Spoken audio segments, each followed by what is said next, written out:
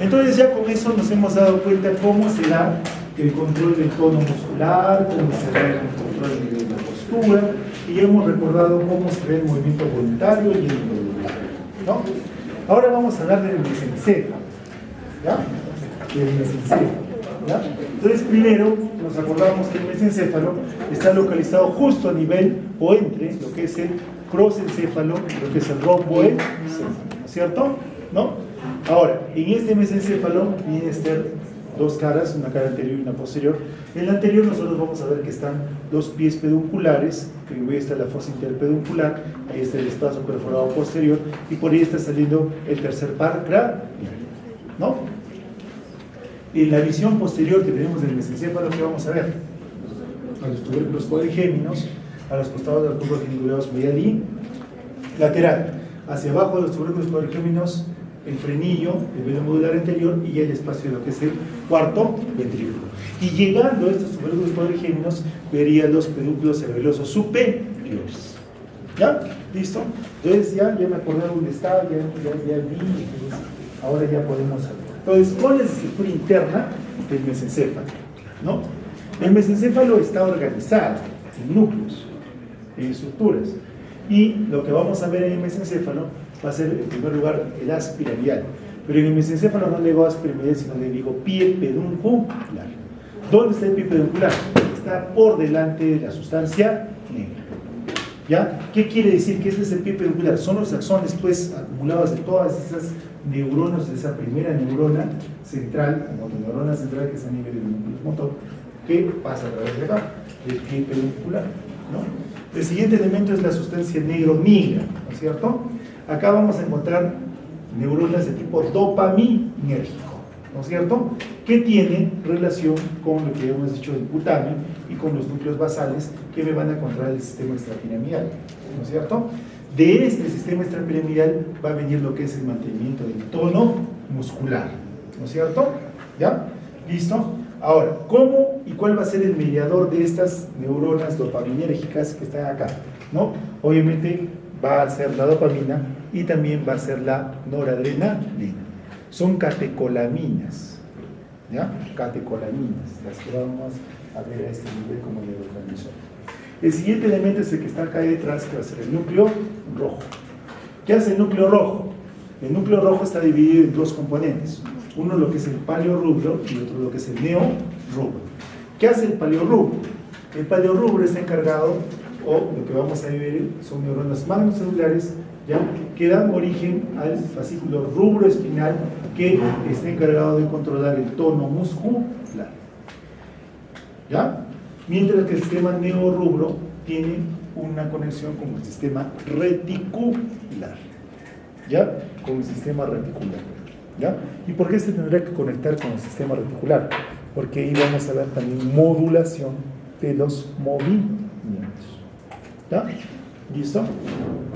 Ahora, también vamos a encontrar otras vías ascendentes como la cinta de raíz media que lleva la sensibilidad profunda y el haz espinotalámico que va a llevar la sensibilidad superficial, ¿ya? ¿Listo? Entonces todo eso vamos a encontrar a nivel del tronco encefálico, ¿ya? ¿Listo? Ahora, al nivel del mesencéfalo. Ahora, acordémonos ya que sobre todo acá a nivel del mesencéfalo hay una relación muy importante con dos núcleos que tengo que acordarme que están acá para poder establecer todo lo que son los síndromes mesencefálicos. ¿Quién está acá inmediatamente? Acá está la lámina cuadrigémina, acá está el íter y acá estarían estos dos núcleos. ¿Quiénes son estos dos núcleos? Son dos núcleos muy importantes. El núcleo motor del tercer par craneal y el núcleo motor de Edinger-Westphal. ¿Ya? ¿Qué hace el núcleo motor de Edinger-Westphal? Es el núcleo motor del parasimpático.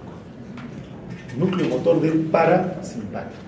Ese es el núcleo que me va a producir la meiosis y el proceso de acomodación. Ya hemos visto eso, ¿ya?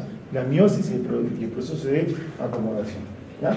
Entonces, cuando nosotros vamos a ver alteraciones a nivel del mesencéfalo, igual que lo que hicimos con extrapiramidal para no tener que estudiar todas las vías, vamos a ver que existen todo este tipo de síntomas. Habrá síntomas motores, sensitivos, cerebelosos, alteraciones en el tono muscular, movimientos involuntarios, alteraciones de las paredes craneales y alteración de la mirada, ¿no? Esto se va a realizar en función de las alteraciones que hemos visto. Por ejemplo, lesiones mesencefálicas van a darme como característica que las hemiplegias contralaterales al lado de la lesión. Pero acordarme lo siguiente, cuando tengo una lesión mesencefálica, voy a ver una hemiplegia contralateral al lado de la lesión y voy a ver una parálisis, ¿ya?, del ojo del mismo lado de la lesión.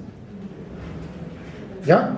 Si yo veo una parálisis del ojo del mismo lado de la lesión y a la vez veo una hemiplegia en el lado contralateral, ¿qué estoy haciendo un diagnóstico? Al toque me estoy dando cuenta que ahí el problema de qué tipo es mesencefálico. ¿Ya? Mesencefálico. ¿Ya? ¿Ya? Ahora, ¿y qué pasa? Vamos a adelantar así rápidamente esto. ¿Y qué pasa si yo veo lo contrario? ¿Qué pasa si veo que es una parálisis en todo el lado de una hemicara y parálisis en el lado contralateral? Bien parecidos, ¿no? La diferencia es que acá solamente es en el ojo y acá es en toda la hemicara. ¿Dónde está la lesión? Si esto ocurre, y esto es lo que veo, la lesión estaría acá, a nivel del bulbo encefálico, del tronco encefálico. Entonces uno dirá, ¿pero por qué? Bien sencillo. Acá se produce en el ojo y en la hemiplegia, ¿por qué? Porque si yo corto acá, estoy cortando los axones que vienen de la vía piramidal, ¿no es cierto? Pero también estoy cortando los axones que vienen del núcleo motor, del tercer par. Por eso es que veo parálisis del motor ocular externo y parálisis del lado contralateral. Ahora, ¿qué pasa si es una lesión acá a nivel vulvar? Bien sencillo. Acá, ¿qué estoy destruyendo? Estoy destruyendo los núcleos motores de los músculos que están inervando la cara, o sea, el facial y el trigémino de repente, ¿ya? Y a la vez estoy cortando los axones de esta vía piramidal, ¿no? Entonces, por eso es que vemos, estas se llaman hemiplegias alternas. ¿Por qué alternas? Porque están en lados contralaterales, ¿ya? Pero también hay hemiplegias de ese tipo, que son hemiplegias homónimas. O sea que es la parálisis de un lado de la cara y de ese mismo lado del cuerpo. ¿Dónde están ubicadas este tipo de lesiones? Están localizadas todas a nivel central o a nivel cortical, ¿ya? Porque en esas, para que me explique lo que yo estoy viendo, la lesión tiene que producirse a niveles de músculos motor, ¿ya? Así como hay alteraciones de tipo motor, obviamente también vamos a encontrar alteraciones de tipo sensitivo, las cuales vamos a encontrar la heminestesia, hemiopoestesia, con los mismos criterios que acabamos de revisar, ¿ya? Otros síntomas mesencefálicos van a ser los cerebelosos, ¿no? ¿Cómo son los síntomas mesencefálicos de tipo cerebeloso? Traducen un ataque del pedúnculo cerebeloso superior que sería de tipo kinético, con dismetría, algiadocinesia y temblor intencional, que aparece en el curso de un movimiento voluntario. ¿Ya? ¿Listo? Entonces, eso es lo típico cuando hablo de una alteración de tipo cerebeloso, ¿no? En el tono muscular, ¿qué vamos a ver? ¿No? Puede manifestarse por hipotonía o por hipertonía de tipo muscular, ¿ya? Y eso sobre todo por afección del núcleo rojo. Cuando estamos hablando de signos y síntomas en movimientos anormales por lesiones mesencefálicas, ya sabemos que lo típico es el parkinsonismo. Parkinsonismo, ¿por qué? Por lesión del núcleo o de sustancia negra, ¿no? Movimientos coreicos, ¿no? La corea secundario es una lesión del núcleo rojo, son movimientos bruscos, breves, rápidos, arrítmicos y de gran amplitud. Mioclonías. ¿Qué viene a ser la mioclonía? Viene a ser esas alteraciones que vamos a encontrar sobre todo a nivel del velo de paladar que corresponden a una contracción sostenida de un grupo muscular. Eso es una mioclonía, ¿ya? Muy bien, también además de eso podríamos ver lesiones en los núcleos, los pares craneales, y en este caso la lesión típica sería la lesión del núcleo motor del tercer par craneal, ¿no? O sea, también podríamos ver alteración o parálisis del tercer par craneal. ¿Ya? Listo. Ahora, acuérdense que por la relación que tiene el mesencéfalo, justo en la parte de atrás del mesencéfalo, ¿quién estaba? Estaba la lámina cuadrigemina. Y dijimos que esta lámina cuadrigemina estaba integrando lo que eran los movimientos oculares con las posiciones de la cabeza y todo eso, ¿no es cierto? ¿Ya? Entonces es obvio que si es que hay una lesión mesencefálica, me va a aparecer esto, que es muy típico en la lesión mesencefálica, que hay parálisis de lateralidad o de verticalidad. ¿En qué consiste? Parálisis de lateralidad en los movimientos oculares, o sea, que no puedo mirar a los de la izquierda a derecha, no puedo hacer ese movimiento. Parálisis de la verticalidad, que no puedo mirar hacia arriba y hacia abajo, no puedo mover eso. ¿Ya? Esos movimientos y esas características van a aparecer en los síndromes, que vamos a ver después, ¿no? Que son, por ejemplo, el síndrome de Weber, ¿no? Acordémonos que también pueden haber alteraciones del sueño. ¿Por qué? Porque el sistema reticular, cuando hablamos de alteración mesencefálica, no solamente estaba en bulbo, en protuberancia y en mesencéfalo. Era una columna de células de neuronas que llegaban hasta el nivel mesencefálico. Por eso es que ahí también podemos ver eso. Estos síndromes sí los tienen que aprender así, concretos y con nombre propio. ¿Ya? ¿Por qué tienen que aprenderlos así? Porque estos síndromes, cuando yo los entiendo y los comprendo, son un resumen de todo lo que estamos hablando. El primer síndrome es el síndrome de Weber, ¿no? ¿Qué hace y qué pasa a una persona que tiene síndrome de Weber, ¿no? Como vemos, afecta a la vía piramidal y al tercer nervio craneal, dando lugar a una hemiparesia contralateral y paresia del tercer núcleo craneal o tercer núcleo motor del tercer par craneal, ¿no? Del lado de la lesión, con la pupila dilatada y errática. Esta, la lesión de Weber, es la típica que les decía en una hemiplegia, cuando vemos que hay una parálisis de un ojo, ¿no es cierto? Y hay una hemiplegia en el lado contralateral. ¿Ya? Ahora, ¿por qué se puede producir esto? El síndrome de Weber se produce básicamente porque acá, esos son los pedúnculos cerebrales, ¿no es cierto? Acá, ¿quién estaba? El espacio perforado anterior, ¿no? El espacio perforado anterior está lleno de vasos, o sea, por acá fácilmente se me puede crear una dilatación del vaso. O sea, ¿cómo se llama eso? Aneurisma, ¿no es cierto? Entonces, un aneurisma puede comprimir a los pies pedunculares y a la vez puede comprimir la salida de quién? Del tercer par craneal. Entonces voy a encontrar una lesión hemipléjica en el lado contralateral de la lesión y voy a ver en el mismo lado que una parálisis del ojo, de los movimientos oculares, del motor ocular, y además una parálisis de los movimientos parasimpáticos ocasionados en el núcleo de Edinger-Westphal o generados en el núcleo de Edinger-Westphal. ¿Ya? Ese síndrome de Weber se explica anatómicamente por ese tipo de lesión. El síndrome de Claude, ¿no es cierto? En él, lo importante es que la lesión se sitúa posterior al nivel del núcleo rojo. O sea, no está localizado acá, más atrás en el propio núcleo rojo, ¿no?